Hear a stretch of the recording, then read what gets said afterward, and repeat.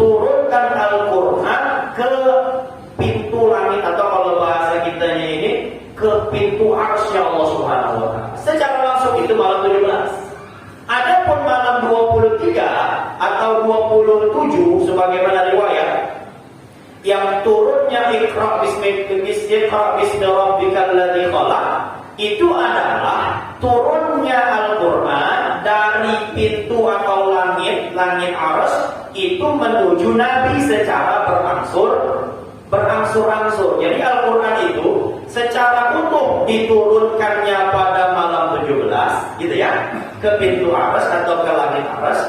Adapun turun ke Nabi itu pada malam 23. Karena Nabi itu khalwat, Nabi itu menyendiri di Gua Hira, itu di penghujung daripada akhir Ramadan gitu ya, pada malam 23. Nah, adapun pembahasan kita pada malam hari ini, saya nggak mau secara khusus atau fokus kepada nuzulul Qur'annya, tapi saya pengennya habis ini kita ini terbiasa membaca Quran. Itu yang saya mau. Jadi nggak usah bahas sejarahnya sebenarnya. Yang terpenting adalah hikmah dan kesuksesan acara kita pada malam hari ini adalah ketika selepas Ramadan kita memang bisa membiasakan diri rutin membaca Al-Quran. Begini, Ramadan ini sebenarnya menjadikan bukti kepada kita. Kita itu Pak sebenarnya bisa baca Quran tiap hari.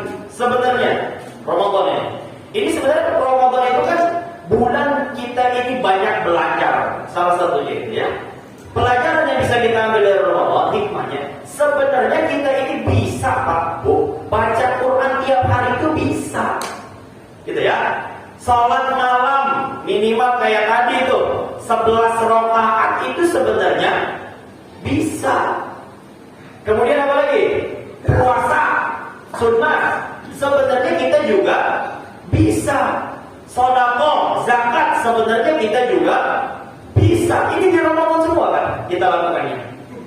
Cuma kalau sudah di luar Ramadan, orang-orang ini sudah tidak lagi mau mengerjakan amal tersebut. Makanya tadi saya bilang penyebabnya karena fokusnya kepada Ramadannya gitu ya, tidak kepada Allah yang menciptakan dan yang membalas daripada amal yang kita lakukan di bulan suci Ramadan. Jadi pagi ini Pak.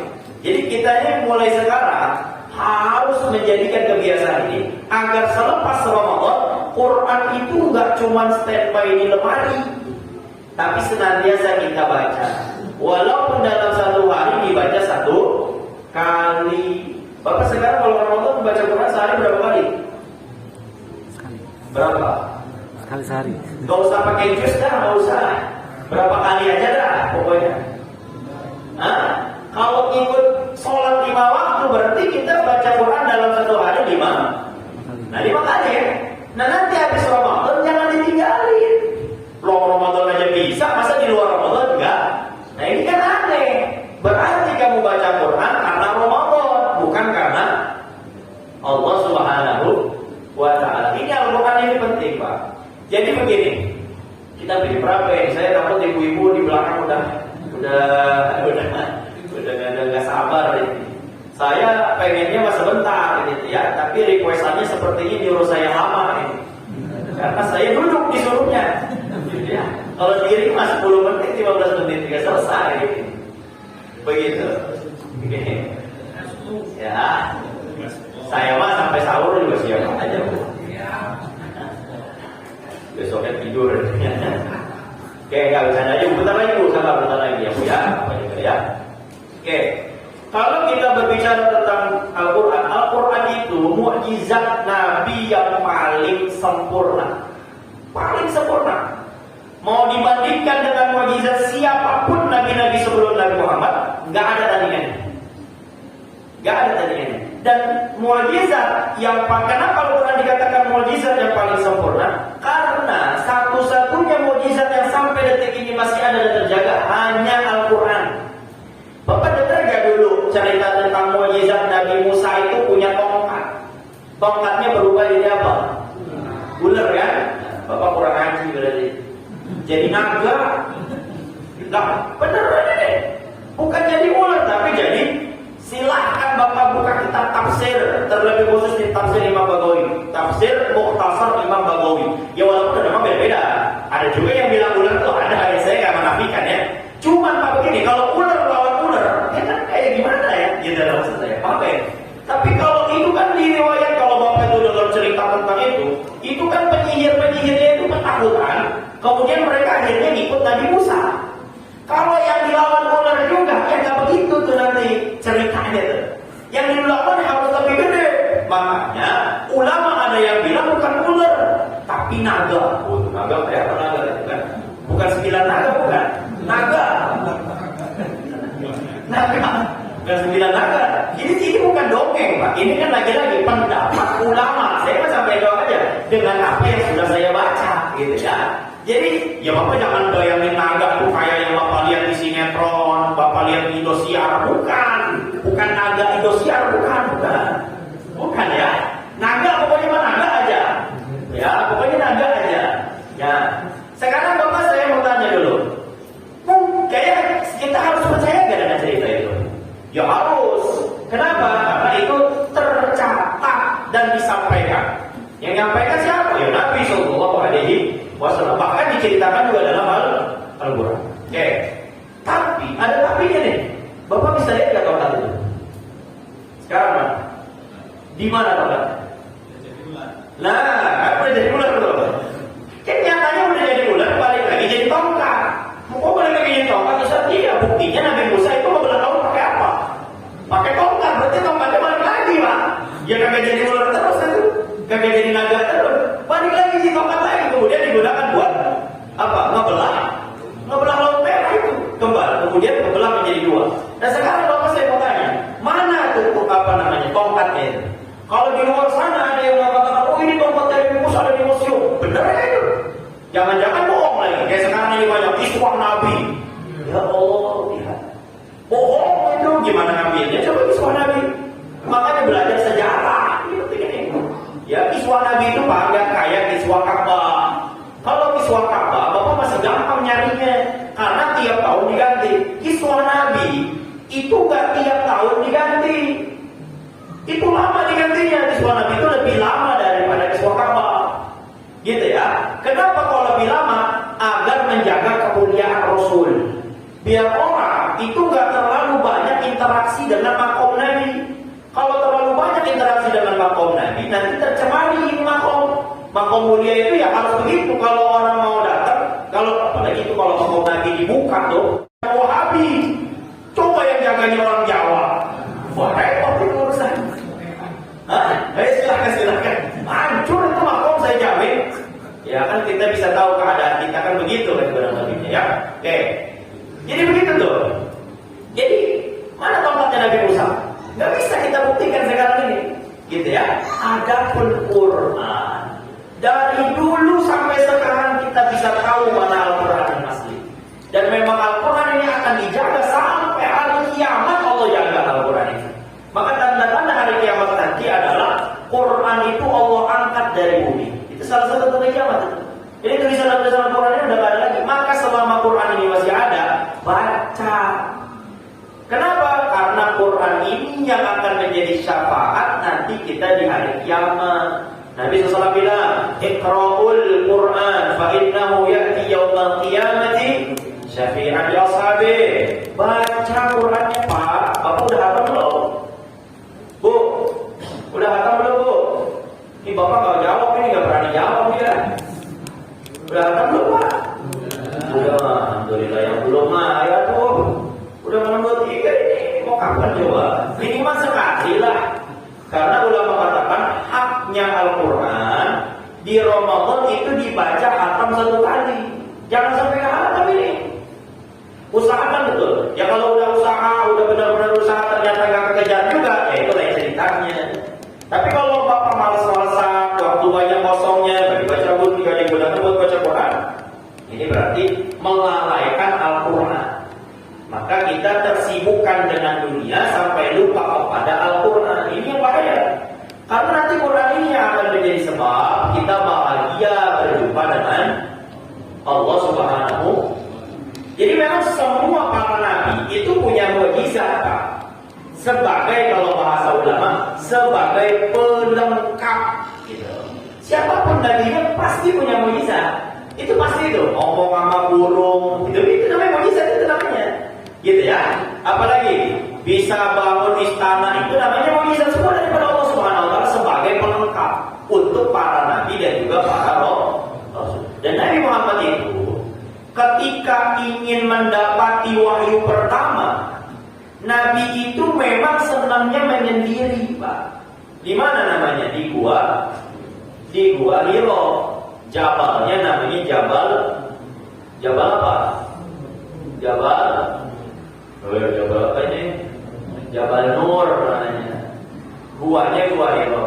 Ini penting saya sampaikan. Ibu masih kuat kan, Bu?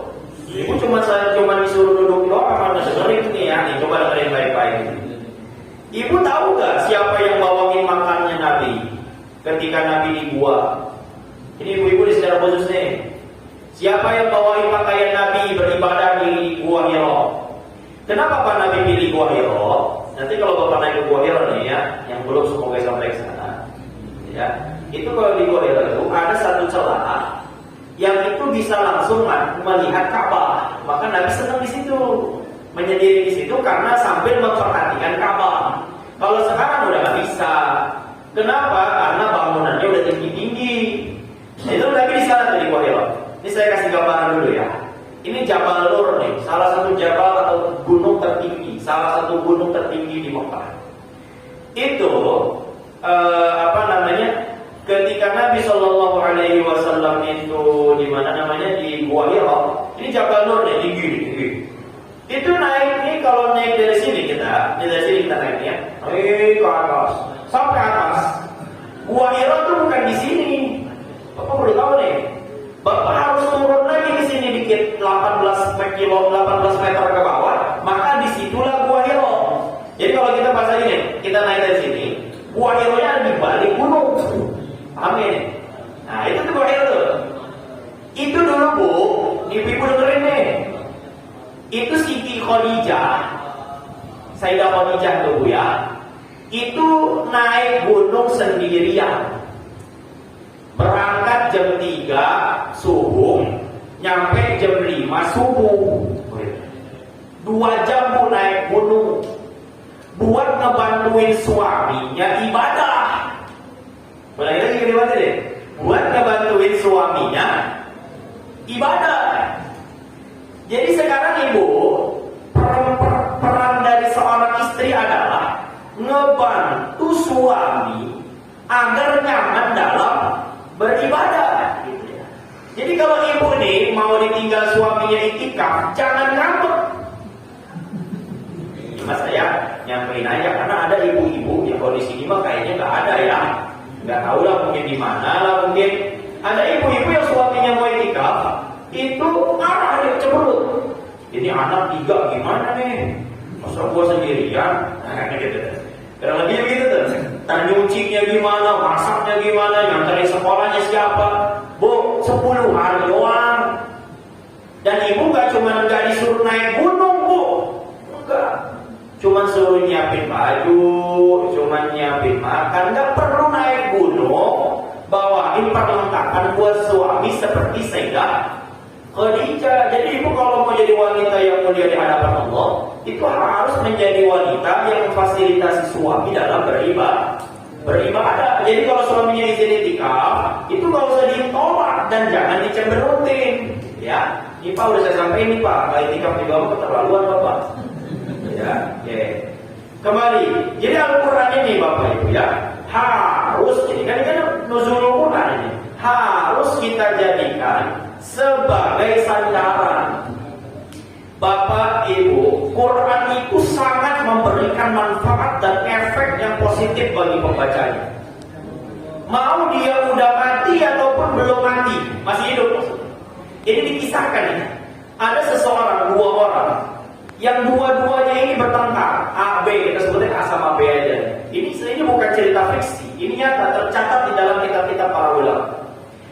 Ada 2 orang yang bertengkar, yang A dan yang B ini bertengkar, sampai akhirnya salah satu di antara 2 orang ini meninggal dunia. musuhannya belum kelar, keburu mati, akhirnya masih kesel, seneng dia, mati juga dia tuh kan. Karena masih kesel sama nih orang, ini yang masih hidup datang ke kuburannya. Ngapain? Bukan ngedoain Pak, bacain surat Allah. Tabat yada abila abibuat. Nanti bapak buka hati. Isinya itu kan apa? Hah?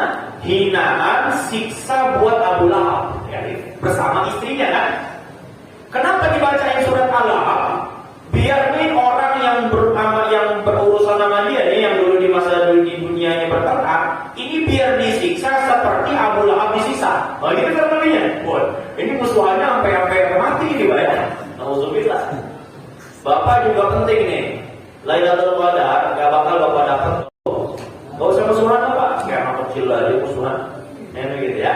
Gak usah gondok-gondokan, gak usah saling hasut, gak usah saling ngejek, gak usah.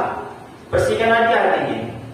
Karena nanti yang mudah masuk ke dalam surganya Allah itu adalah orang-orang yang hatinya bersih.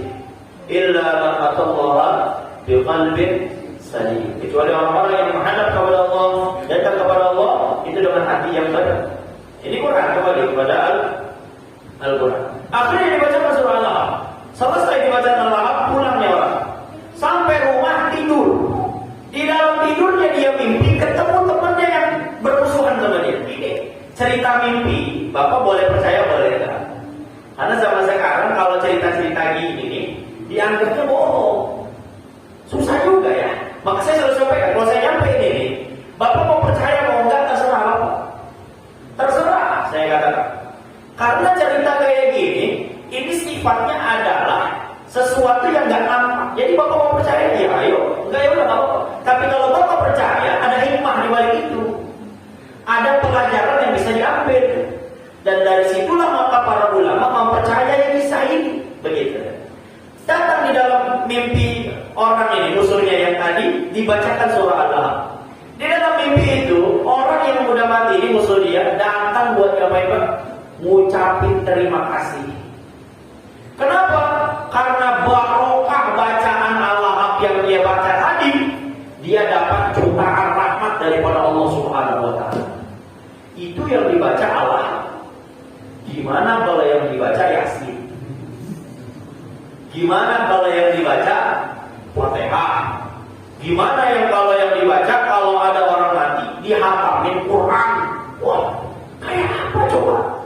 Dan Nabi SAW itu, ini Bapak kalau ngajinya jauh, Bapak ada yang hafal surat Al-Mulk?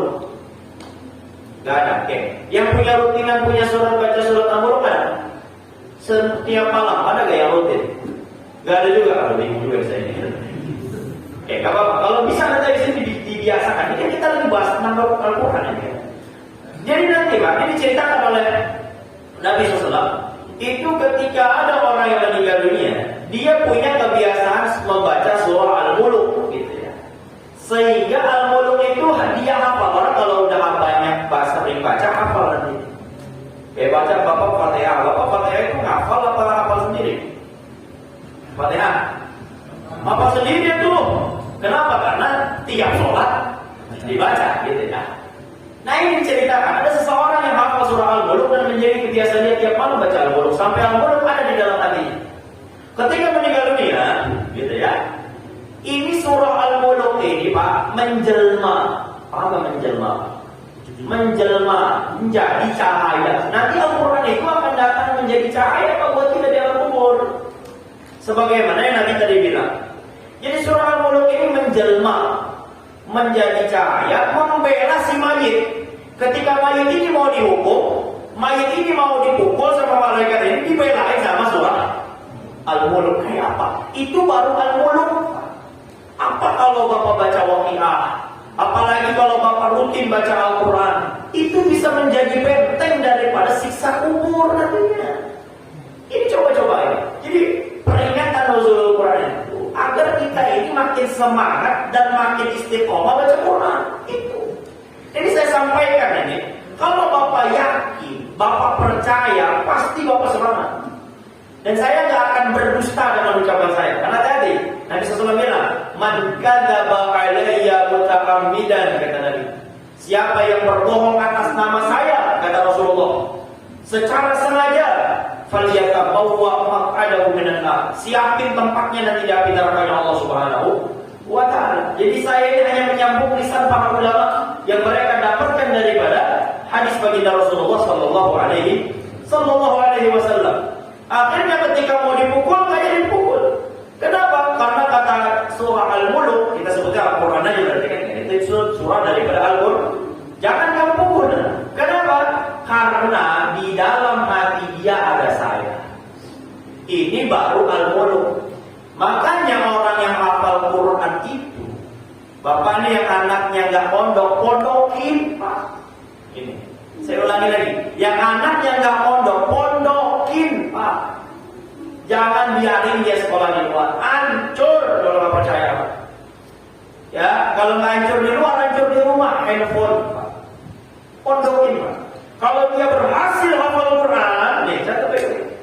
Allah kasih dia wewenang untuk bisa memberikan syafaat atas izin Allah kepada 10 orang kerabatnya, orang terdekatnya. Sekarang anaknya yang paling dekat dengan anak itu siapa? Orang tuanya. Bapak punya anak hafiz Quran, nanti di akhirat dapat syafaat dari anak bapak yang hafal Quran.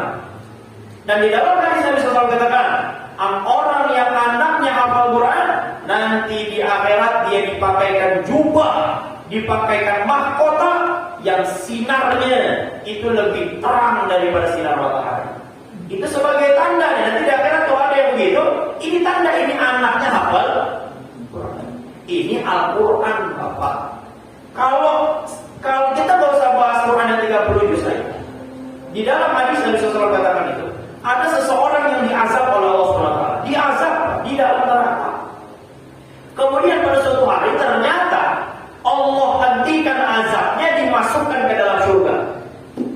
Ketika ditanya, kenapa ya Rabb? Saya malu mengazab dia, sedangkan anaknya di bawah atau di dunia itu menyebut nama saya.